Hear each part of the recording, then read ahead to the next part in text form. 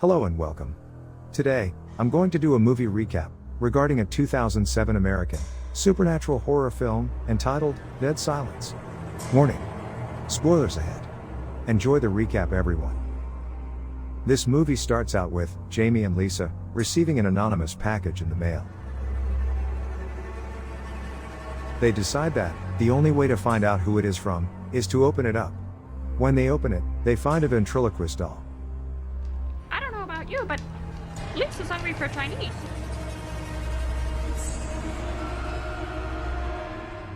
Later on, after Jamie leaves their residence, Lisa hears it get dead silent, then starts to hear voices coming from the room where they left the doll. She creeps in there slowly, pulls back the sheet that they had used to cover up the doll, and the doll murders Lisa.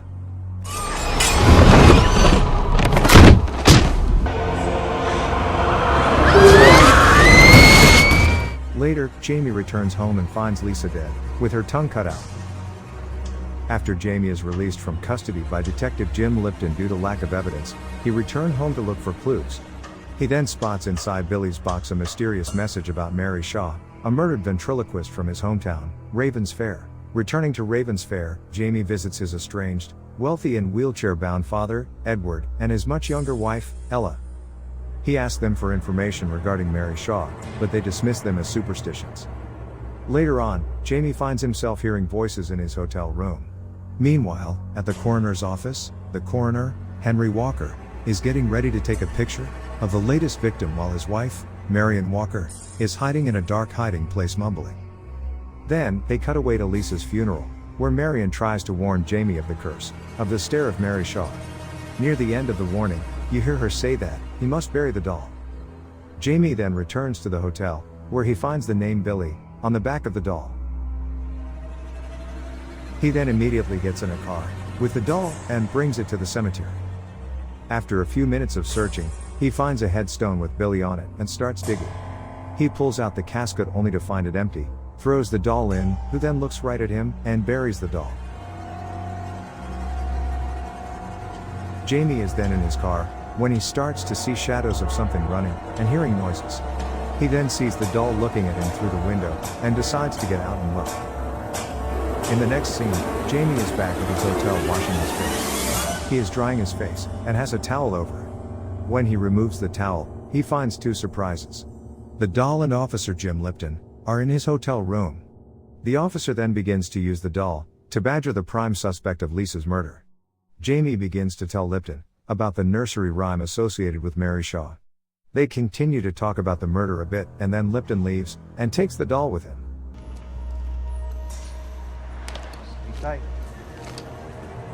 In the next scene, Lipton is shown shaving and talking to the doll. Then Jamie gets the doll back and heads over to the Henry and Marion's house to talk to them. Jamie starts talking to the coroner about Mary Shaw when Henry says they don't mention the name Mary Shaw. Henry then tells the story of Mary Shaw, the ventriloquist who lost her voice. They flash back to Mary putting on a show with the same doll involved with the movie so far. Mary and the doll, now known as Billy, get into an argument with a child in the audience. Then, back at Henry's house, he tells Jamie that the child in question ended up missing. After Mary died, she asked that she not only be buried with her dolls, but that they make her into a doll.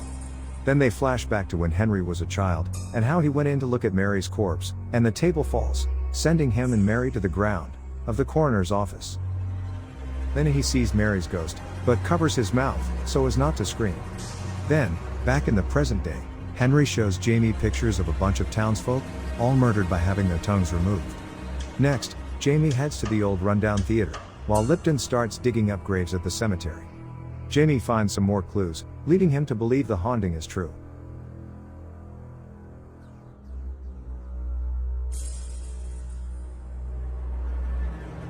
Meanwhile, at Henry and Marion's house, Henry walks in on Marion talking to Billy, the doll. Henry then takes the doll from his wife and puts it in his office. Henry starts to hear things as he grabs a shovel.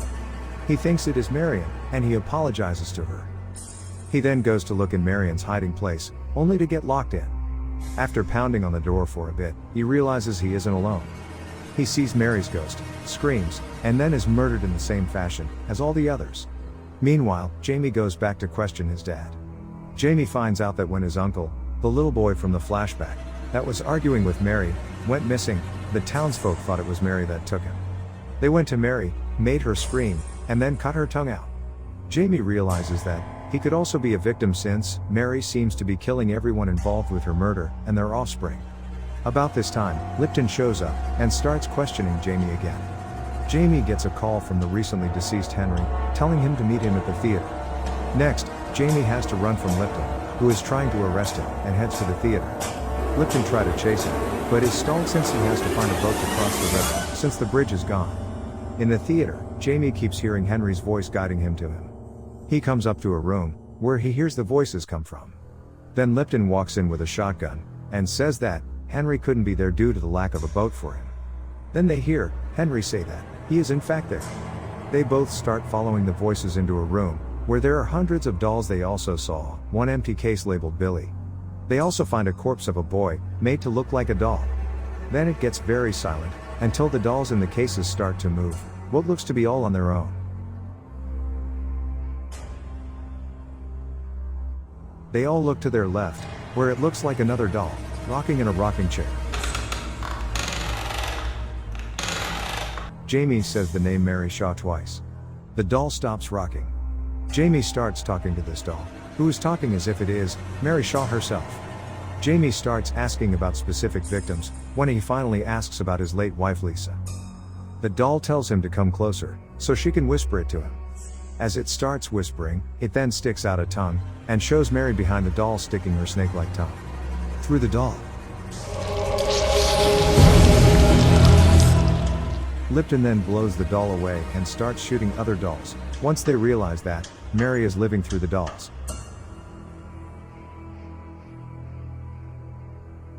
A fire erupts, Jamie and Lipton make a run for it.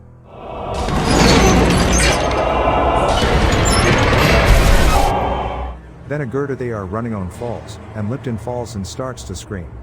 Then he gets saved by the ghost, only to have his tongue removed, like the others. Then Jamie sees the ghost, and covers his mouth, as he falls through the floor, into the flooded basement of the theater. He then swims out, and ends up on the other side of the lake, and turns around, as the theater is burning down. Then he gets in his car, and remembers the missing doll from the case, Billy, and speeds off. He heads back to Henry's house, to look for the dummy Billy. He then hears Marion crying. He finds her holding Henry's corpse, and questions her about the doll. She claims that his father came and took the doll. Jamie rushes off to his father's house, to find the doll. He goes in, and heads upstairs. It gets dead silent again. Then he hears someone say, "Why did you bury me, Jamie?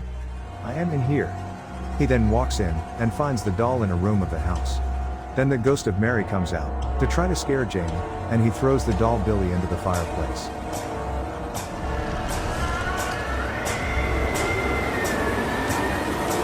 Then Jamie finds his dad, who he discovers is nothing more than a life-size doll. Then he realizes that his doll father's young bride was controlling the life-size doll, and was the ghost of Mary Shaw. He then turns around, and sees his stepmom, who says, "Now who's the dummy?" Then her face turns evil and ghostly, and Jamie screams and suffers the same fate as everyone else. The movies end with Jamie's voice saying the rhyme, "Beware the stare of Mary Shaw. She had no children, only dolls, and if you see her in your dreams, be sure to never ever scream." I hope you enjoy another episode of our movie recap. Until next time.